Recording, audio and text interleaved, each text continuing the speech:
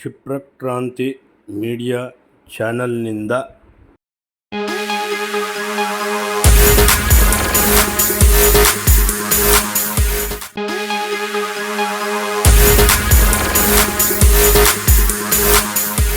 ಯಾರ್ಯಾರು ಕ್ಷಿಪ್ರಕ್ರಾಂತಿ ಮೀಡಿಯಾ ಚಾನಲ್ನ ಸಬ್ಸ್ಕ್ರೈಬ್ ಮಾಡಿಲ್ಲ, ಲೈಕ್ ಮಾಡಿಲ್ಲ, ಶೇರ್ ಮಾಡಿಲ್ಲ, ಅವರೆಲ್ಲ ಲೈಕ್ ಮಾಡಿ, ಶೇರ್ ಮಾಡಿ, ಸಬ್ಸ್ಕ್ರೈಬ್ ಮಾಡಿ ಅಂತ ಹೇಳ್ತಾ, ಇದು ನಿಮ್ಮ ಚಾನಲ್, ಹರಸಿ ಬೆಳೆಸಿ ಹಾರೈಸಿ ಅಂತ ಕೇಳ್ಕೊಳ್ತಾ ಬನ್ನಿ. ಇವತ್ತು ಕನ್ನಡದ ಗತ್ತು, ಕನ್ನಡಿಗರ ತಾಕತ್ತು ಇಡೀ ವಿಶ್ವಕ್ಕೆ ಗೊತ್ತು. ಎಲ್ಲ ಜಗಕ್ಕೆ ತಿಳಿದಿರುವಂತಹ ವಿಷಯವಾಗಿದ್ದರೂ ಕೂಡ ನಾನಿಲ್ಲಿ ಈಗ ಯಾಕೆ ಪ್ರಸ್ತಾಪ ಮಾಡ್ತಾಯಿದ್ದೀನಿ ಅಂತಂದರೆ, ಅನಾದಿ ಕಾಲದಿಂದಲೂ ಅಂದರೆ ಭಾಷಾ ವೈಶಿಷ್ಟ್ಯತೆ ಯಾವಾಗ ಮೂಡಿ ಬಂತೋ ಅದಕ್ಕೂ ಮೊದಲಿಂದನೂ ಕನ್ನಡದ ವೈಶಿಷ್ಟ್ಯತೆ, ಹಾಗೆ ಅದರ ಗುಣ, ಹಾಗೆ ಅದರ ಬೇರು ಮತ್ತು ಅದರ ಶ್ರೀಮಂತಿಕೆ ಇಡೀ ಜಗತ್ತಿಗೆ ಜಗಜ್ಜಾಹೀರಾಗಿದೆ. ಗ್ರೀಕ್ ಭಾಷೆಯಲ್ಲಿ ಕೂಡ ಕನ್ನಡ ಪಸರಿಸಿದೆ ಅಂತ ಹೇಳಿದ್ರೆ ತಪ್ಪಾಗಲಾರ್ದು. ಇದರ ಶ್ರೀಮಂತಿಕೆ ಒಂದು ಸಲ ನೋಡೋಣ ಬನ್ನಿ. ಕನ್ನಡಿಗರು ಮಾಡಿದಷ್ಟು ಸಾಧನೆ ಯಾರಾದರೂ ಪ್ರಪಂಚದಲ್ಲಿ ಮಾಡಿದಾರ ಅಂದರೆ ಖಂಡಿತ ಆಗಲೂ ಇಲ್ಲ. ಯಾಕೆಂದರೆ ಕನ್ನಡಿಗರು ಮಾಡಿರೋಂಥ ಒಂದು ವಿಶೇಷವಾದ ಸಾಧನೆಗಳು ತುಂಬ ದೊಡ್ಡದಿದೆ. ಅದನ್ನು ತೋರಿಸ್ತೀನಿ. ವಿಶ್ವದ ಬೇರೆ ಬೇರೆ ದೇಶದಲ್ಲಿ ಒಂದು ಸಂದರ್ಭದಲ್ಲಿ GDP ಯಾವ ರೀತಿ ಇತ್ತು ಅಂತ ಅಂದರೆ, ಪ್ರಪಂಚದಲ್ಲಿ ಒಂದು ದುಡ್ಡಿನ ಒಂದು ದುಡ್ಡು ಯಾರ ಬಳಿ ಎಷ್ಟು ಇತ್ತು ಅನ್ನೋದ್ರ ಬಗ್ಗೆ ಇದೊಂದು ಮಾಹಿತಿ ಇದೆ.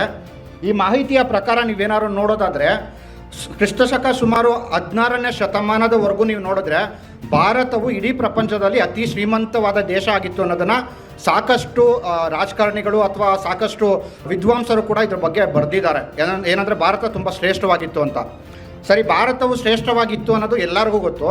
ಆದರೆ ಭಾರತ ಅಂದರೆ ಬಹುಭಾಷೆಯ ಒಂದು ದೇಶ ಇದು. ಇಲ್ಲಿ ಕನ್ನಡಿಗರಿದ್ದಾರೆ, ತಮಿಳವರಿದ್ದಾರೆ, ಹಿಂದಿಯವರಿದ್ದಾರೆ, ತೆಲುಗುವರಿದ್ದಾರೆ, ಹೀಗೆ ಹಲವು ಭಾಷೆಗಳಿದ್ದಾರೆ. ಹಾಗಿದ್ದಾಗ ಈ ಒಂದು ಒಟ್ಟಾರೆ ಶ್ರೀಮಂತಿಕೆ, ಪ್ರಪಂಚದ ಶ್ರೀಮಂತಿಕೆಯಲ್ಲಿ ಭಾರತದೇ ಅತಿ ಹೆಚ್ಚು ಇದ್ದ ಸಂದರ್ಭದಲ್ಲಿ ಭಾರತದಲ್ಲಿ ಯಾವ ಭಾಷೆಯವರ ಹತ್ರ ಹೆಚ್ಚು ದುಡ್ಡಿತ್ತು ಅನ್ನೋದು ಒಂದು ಪ್ರಶ್ನೆ ಆಗತ್ತಲ್ಲ. ಇದಕ್ಕೆ ಇದು ಉತ್ತರ ಆಗತ್ತೆ. ಇದು ನೀವು ನೋಡ್ಬೋದು, 4 ಮತ್ತು 5ನೇ ಶತಮಾನದ ಕಾಲದಲ್ಲಿ ಕರ್ನಾಟಕವನ್ನು ಒಂದು ಕದಂಬರು ಮತ್ತು ಗಂಗರು ಆಡಳಿತ ಮಾಡ್ತಿರ್ತಾರೆ. ಈ ಒಂದು ಸಂದರ್ಭದಲ್ಲಿ ಪ್ರಪಂಚದ ಒಟ್ಟಾರೆ GDPನಲ್ಲಿ ಭಾರತದಲ್ಲಿ ಸುಮಾರು 36% GDP ಭಾರತದಲ್ಲಿತ್ತು ಅಂತಾರೆ. ಅವತ್ತಿಗೆ ನೋಡಿದ್ರೆ ಇವತ್ತಿನ ತಮಿಳುನಾಡಿನ ಒಂದು ಕೊಂಗು ನಾಡಿನಿಂದ ಹಿಡಿದು ಮಹಾರಾಷ್ಟ್ರದ ಗಡಿಯವರೆಗೂ ಹಬ್ಬಿದ್ದಂಥ ಒಂದು ಕರ್ನಾಟಕ ಪ್ರಪಂಚದ GDPಗೆ ತುಂಬ ದೊಡ್ಡ ಒಂದು ಕೊಡುಗೆಯನ್ನು ಕೊಟ್ಟಿದೆ.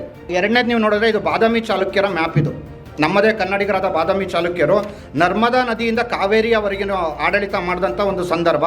ಆ ಸಂದರ್ಭದಲ್ಲೂ ಕೂಡ ಈ ಭಾರತದ GDP ತುಂಬ ಜಾಸ್ತಿ ಇತ್ತು. ಆ ಒಂದು GDPಗೆ ಹೆಚ್ಚಿನ ಕೊಡುಗೆ ಕೊಟ್ಟಿದ್ದು ಕನ್ನಡದವರೇನೆ. ಇದ್ರ ನಂತರ ನೋಡಿದ್ರೆ ಇದು ರಾಷ್ಟ್ರಕೂಟರ ಮ್ಯಾಪ್. ಇದು ರಾಷ್ಟ್ರಕೂಟರು ಕೂಡ ಕನ್ನಡದವರೇ. ಹಾಗೂ ರಾಷ್ಟ್ರಕೂಟರು ಹಿಮಾಲಯದಿಂದ ಹಿಡಿದು ರಾಮೇಶ್ವರಂನ ಹೊರಗಿನ ಎಲ್ಲ ಭೂಭಾಗವನ್ನು ಗೆದ್ದಂಥ ಕನ್ನಡಿಗರು. ಆ ಸಂದರ್ಭದಲ್ಲೂ ಕೂಡ ಪ್ರಪಂಚದ GDPನಲ್ಲಿ ಅತಿ ಹೆಚ್ಚಿನ ಪಾಲು ಕನ್ನಡಿಗರ ಬಳಿ ಇತ್ತು. ಇನ್ನು ಇದರ ನಂತರ ನೋಡಿದ್ರೆ ಕಲ್ಯಾಣದ ಚಾಲುಕ್ಯರು, ಹೊಯ್ಸಳರು ಮತ್ತು ಸೆವುಣರ ಒಂದು ಭೂಭಾಗ ಮತ್ತು ವಿಜಯನಗರ ಸಾಮ್ರಾಜ್ಯ. ಒಟ್ಟಾರೆ ಕ್ರಿಸ್ತಶಕ 345ನೇ ಇಸ್ವಿನಲ್ಲಿ ಕದಂಬರ ಒಂದು ಮನೆತನ ಏನು ಹುಟ್ಟಾಕತ್ತೋ ಅಲ್ಲಿಂದ ರಕ್ಕಸ ತಂಗಡಗಿ ಅಥವಾ ತಾಳಿಕೋಟೆಯ ಯುದ್ಧ 1655ರ ಸುಮಾರಿಗೆ ಏನು ಯುದ್ಧ ನಡೆಯುತ್ತೋ ಆ ಸಂದರ್ಭದವರೆಗೂ ನೀವು ನೋಡಿದ್ರೆ 1200 ವರ್ಷಗಳ ಕಾಲ ಇಡೀ ಪ್ರಪಂಚದಲ್ಲಿ ಆಗರ್ಭ ಶ್ರೀಮಂತರಾಗಿ ಬದುಕಿ ಬಾಳಿದ ಜನ ಯಾರು ಅಂದರೆ ಅದು ಕನ್ನಡಿಗರು ಮಾತ್ರ. ಕನ್ನಡಿಗರಲ್ಲಿ ಇಡೀ ವಿಶ್ವದ ಅತಿ ಹೆಚ್ಚಿನ ಶ್ರೀಮಂತಿಕೆ ಇದ್ದಿದ್ದು ಈ ಒಂದು ಡೇಟಾಗಳಿಂದ ಪ್ರೂವ್ ಆಗುತ್ತೆ. ಇನ್ಫ್ಯಾಕ್ಟ್